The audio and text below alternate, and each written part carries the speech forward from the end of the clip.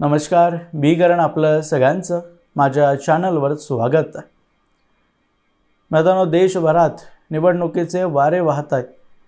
बिहारमध्ये निवडणुकीचा प्रचार भाजपद्वारे सुरू झाला आहे. नरेंद्र मोदी, अमित शहा, योगी फडणवीस, राजनाथ सिंग सारख्या भाजपच्या दिग्गज नेत्यांच्या सभा होत आहेत आणि या निवडणुकीचे परिणाम पश्चिम बंगाल, तमिळनाडू, केरळ आणि आसाम सारख्या राज्यांच्या निवडणुकांवर दिसणार आहे. विशेष करून मुंबई महापालिकेच्या निवडणुकीवर याचे जास्त परिणाम होणार आहेत. निवडणुकीला अजून वेळ आहे, तरीही सर्व पक्षांनी आपापल्या परीने तयारी सुरू केली आहे. अमित शहा परवाच महाराष्ट्र BJPच्या नवीन कार्यालयाचं उद्घाटन करण्यासाठी मुंबईत आले होते. या कार्यक्रमात त्यांनी छोटंसं 20 मिनिटांचं भाषण केलं. त्या भाषणात विरोधी पक्ष आणि मित्र पक्ष अशा दोघांसाठी हादरवणारा संदेश त्यांनी दिला. सर्वात पहिलं एकनाथ शिंदे, जे चंद्रबाबू नायडू आणि NDAतल्या कुठल्याही भागीदारापेक्षा सर्वात जास्त दिल्लीचे दौरे करतात आणि जैन बोर्डिंगच्या प्रकरणात पडद्याआड त्यांनी जे राजकारण खेळण्याचा प्रयत्न केला आहे, त्याने अमित शहा अजिबात खुश नाही आहेत. एका बाजूला तुम्ही NDAचे समर्थक म्हणवता, नरेंद्र मोदींच्या कामाची प्रशंसा करता. ऑपरेशन सिंदूरनंतर जगभरात भारत सरकारने जे शिष्टमंडळ पाठवले, त्यातल्या एका शिष्टमंडळाचं नेतृत्व करण्याची संधी श्रीकांत शिंदे यांना मोदींनी दिली. जसं एकनाथ शिंदेंनी शिवसेना फोडून महायुतीची सरकार आणण्यास महाराष्ट्रात फडणवीसांना मदत केली, तसंच त्यांना उद्धव ठाकरेंच्या दबावातून बाहेर काढून गुजरात ते गुवाहाटी राजकीय पुनर्वसन करून मुख्यमंत्री पद देण्याचं काम शहा आणि फडणवीसांनीच केलं होतं. आपल्यापेक्षा ज्युनियर असतानाही एकनाथ शिंदेंना मुख्यमंत्री आणि त्यांच्या सरकारमध्ये उपमुख्यमंत्री पद देवेंद्र फडणवीसांनी स्वीकारलं होतं. मला माहिती आहे, फडणवीसांनी जे केलं ते एकनाथ शिंदेंसाठी नाही, तर स्वतःच्या म्हणजे BJP या पक्षासाठी केलं होतं. पण कमीत कमी त्या सरकारमध्ये असताना देवेंद्र फडणवीस मीडियासमोर हे वारंवार म्हणायचे की एकनाथ शिंदेंच्या नेतृत्वात आम्ही काम करतोय. पण आज एकनाथ शिंदेंच्या नेतृत्वातली शिवसेना स्वतंत्र सरकार चालवते आणि आपल्याशिवाय सरकार टिकूच शकत नाही अशा थाटात काही ठिकाणी BJPच्या विरोधात काम करताना दिसते. आणि यावर फडणवीसांनी भाष्य करण्यापेक्षा स्वतः शहांनीच स्पष्ट आणि कडक शब्दात उत्तर देऊन टाकले. ते उत्तर तुम्ही पहिल्यांदा ऐका. कि अब महाराष्ट्र में BJP पार्टी भाजपा ये किसी बैसाखी के आधार पर नहीं चलती, अपने बूते पर खड़ी. आज BJP स्वतःच्या मेहनतीने सरकारमध्ये, आणि हे सरकार चालवण्यासाठी आम्हाला कोणत्याही कुबड्यांची गरज नाही, हे अमित शहांनी अगदी कडक शब्दांमध्ये स्पष्ट केलं. जे अगोदरच BJPच्या नेत्यांना बोलायला पाहिजे होतं, पण हिंदीत म्हणतात ना, देर आए दुरुस्त आहे, तसंच अखेर भाजपकडून ही भूमिका स्पष्ट झालीच.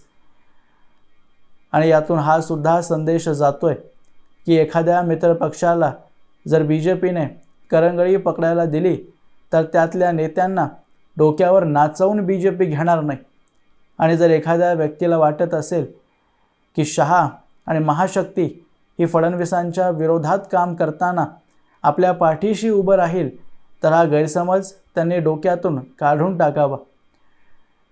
शहांनी आपल्या छोट्याशा भाषणात विरोधकांसाठीही चित्र स्पष्ट केलं की महाराष्ट्रात BJP विरोधकांची किती मोठी भूमिका पाहते. शहा म्हणाले की मला महाराष्ट्रात डबल इंजिन नाही, तर ट्रिपल इंजिन सरकार हवी आहे. येत्या निवडणुकांमध्ये इतक्या शक्तीने काम करा की विरोधी पक्ष दुर्बिणीने शोधले तरीही दिसले नाही पाहिजे. मित्रों, महाराष्ट्र में भी डबल इंजन सरकार हो गई. आप सभी को उससे संतोष होगा, मगर मुझे इससे संतोष नहीं है. डबल इंजन सरकार नहीं चाहिए, ट्रिपल इंजन सरकार चाहिए. तहसील पंचायत, जिला पंचायत, म्यूनिसिपैलिटी और म्यूनिसिपल कॉरपोरेशन मैं भारतीय जनता पार्टी के कार्यकर्ताओं का आह्वान करना चाहता हूं कि इतने दमखम के साथ लड़िए कि विरोधियों का सुपड़ा साफ हो जाए। दूरबीन लेकर कहीं पर वो दिखाई न पड़े, इतने प्रचंड आवेग और परिश्रम के साथ इस चुनाव को हमने लड़ना भी है और जीतना भी। या वक्तव्यात शहांनी कोणाचंही नाव घेतलं नव्हतं आणि मुंबई महापालिका तर म्हटलंच नव्हतं। तरीही त्यांच्या वक्तव्याने घाम फुटला तो फक्त उद्धव ठाकरेंनाच। परवाच मुंबईत उभाटा गटाचा निर्धार मेळावा झाला। त्यात उद्धव ठाकरेंनी म्हटलं की पेंग्विन बुद्धीचे आता आपल्यावर टीका करतायत आणि कालच ॲनाकोंडाही येऊन गेला। पेंग्विन बुद्धीचे म्हणजे महायुतीचे समर्थक किंवा नेते, आणि ॲनाकोंडा हा शब्द त्याने अमित शहांसाठी वापरला। मला कधी कधी वाटतं की उद्धव ठाकरे आपल्या पक्षाचं काम तर करतच नाहीत, तर जो वेळ त्यांच्याकडे उरतो त्यात दिवसभर मातोश्रीवर बसून ते विचार करत असतात की आज आपल्या भाषणात नवीन मस्करी काय करू। उद्धव ठाकरेंना हे चांगलं माहिती आहे की खरे पेंग्विन बुद्धीचे लोक कोण आहेत आणि कोणाच्या पक्षात आहेत, कारण याच पेंग्विन बुद्धीच्या युवा सैनिकांना 2022 मध्ये आमदार पळून जाऊ नयेत यासाठी हॉटेलवर पाळत ठेवण्याची जबाबदारी दिली होती। तरीही या पेंग्विन बुद्धीच्या सैनिकांच्या डोळ्यांदेखतच आमदारांचा दुसरा गट गुवाहाटीला निघून गेलाच, आणि आज याच पेंग्विन बुद्धीच्या लोकांना उद्धव ठाकरे कवटाळून बसलेत। अमित शहांसाठी मात्र त्यांनी ॲनाकोंडा हा शब्द अगदी योग्य वापरला, कारण उद्धव ठाकरेंना याची जाणीव आहे की हा ॲनाकोंडा समोरच्या शत्रूला गिळून कशा पिळ्या घालून त्याला मारतो हे स्वतः उद्धव ठाकरेंनी अनुभवलं, आणि त्या ॲनाकोंडाचं टार्गेट आजही आपणच आहोत हे सुद्धा उद्धव ठाकरेंना कळतंय। आणि त्याच भीतीपोटी उद्धव ठाकरे आज काहीही बरळत आहेत। म्हणे शिवसेनेमुळे महाराष्ट्रात बीजेपी वाढू शकली। कदाचित उद्धव ठाकरेंनी कधी इतिहास वाचण्याचे कष्ट घेतले नसतील, म्हणून आज त्यांना आणि ज्या ज्या लोकांना हा भ्रम आहे की शिवसेनेमुळे भाजप महाराष्ट्रात वाढू शकली त्या सर्वांचं थोडंसं ज्ञानवर्धन करतो। बाळासाहेबांनी शिवसेना स्थापन केली 1966ला। त्यांचा पहिला आमदार 1969ला, तर पहिला खासदार 1989ला निवडून आला। तर दुसऱ्या बाजूला शिवसेना स्थापन होण्याच्या 4 वर्षांआधी जनसंघाने महाराष्ट्रात 1964 मध्येच 2.5% मतं घेत आपला पहिला आमदार हिंदुत्वाच्या मुद्द्यावर निवडून आणला होता। पुढे 1967ला 5% मतं घेत 4 जागा जिंकल्या, आणि जनसंघ अखंड भारत ते बाळासाहेबांपेक्षाही कडवट हिंदुत्वावर भाष्य करायचा। थोडक्यात हिंदुत्वाचा बेस जनसंघ आणि त्यांच्याही अगोदर हिंदू महासभेपासून महाराष्ट्रात होताच। जनता सरकारमध्ये तुम्हाला जर आठवणीत असेल तर सर्वात जास्त खासदार जनसंघाचेच होते।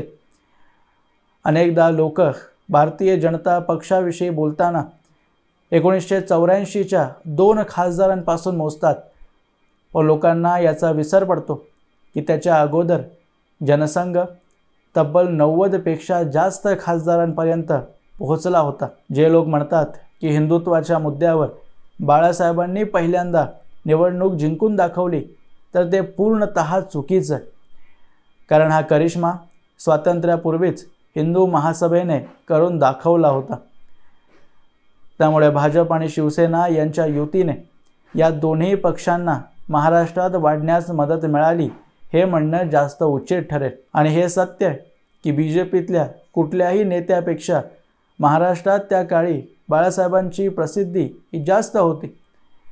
पण फक्त प्रसिद्धीवर निवडणुका जिंकता येत नाहीत, त्यासाठी संघटना लागते, आणि ती जनसंघाच्या काळापासून बीजेपीकडे आहे। शहांचं वक्तव्य पुरेसं नव्हतं की देवेंद्र फडणवीसांनीही आदित्य ठाकरेंना महाराष्ट्राचा पप्पू म्हणत त्यांची इज्जत काढली। राहुल गांधींनी विरोधी पक्षातील सर्व नेत्यांना वोट चोरीची स्क्रिप्ट मस्त देऊन ठेवली आहे, ज्याचा वापर करत सर्व पक्षातले नेते आपापल्या कार्यकर्त्यांना मूर्ख बनवत आहेत. वोट चोरीबद्दल फॅक्ट देत मी व्हिडिओ त्यावेळीच बनवला होता, पण या लोकांना फॅक्ट्स देऊन काही उपयोग नाही आहे.